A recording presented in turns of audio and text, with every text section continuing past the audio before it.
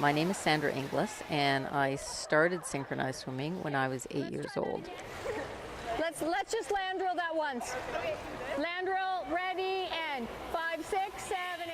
All through when I was a young adult, in high school, university, my identity was often tied to synchronized swimming. When someone asked me who I was, I would say I'm a synchronized swimmer.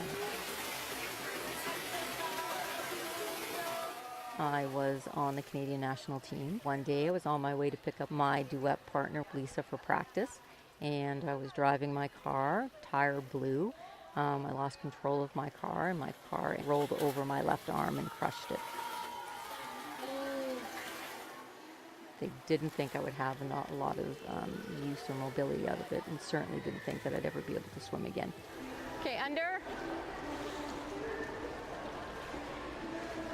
My goals at that point in my synchronized swimming career was certainly not to sort of swim and have a perfect 10. It was just to learn how to use my fingers again and learn how to open a door and work with my physiotherapist to try and straighten and bend my arm.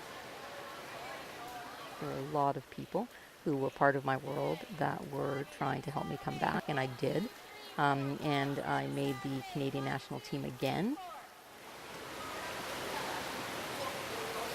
So throws have become really commonplace, and synchronized swimming is very sort of acrobatic now, but it wasn't at the time. And so it was the first team, the team that won the 10. It was a Cats theme to the musical Cats. It was the first time that a team had actually thrown someone out of the water.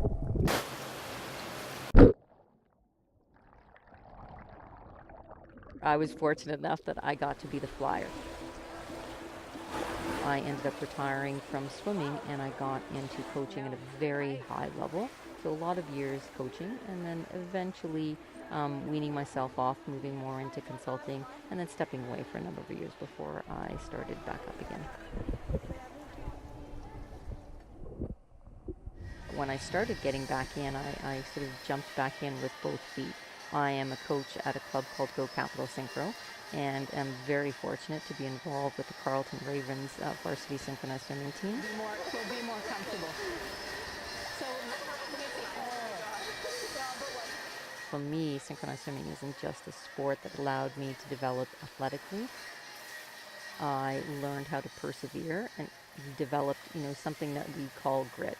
And you have to be gritty. You can't give up, because it's easy to give up. But I think if you give up and you go down that path, I don't know if you can ever come back from it, or very, very difficult. And so for me, the far easier choice was just bearing down, persevering, and going from one goal to the next. And certainly when I was lying in my hospital bed and going through skin grafts for I don't know how many upteen times, and I wasn't sure whether or not I would be able to sort of even use my fingers again.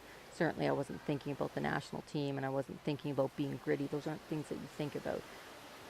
I didn't let myself think that this was it, and I think that's become sort of a defining moment for me.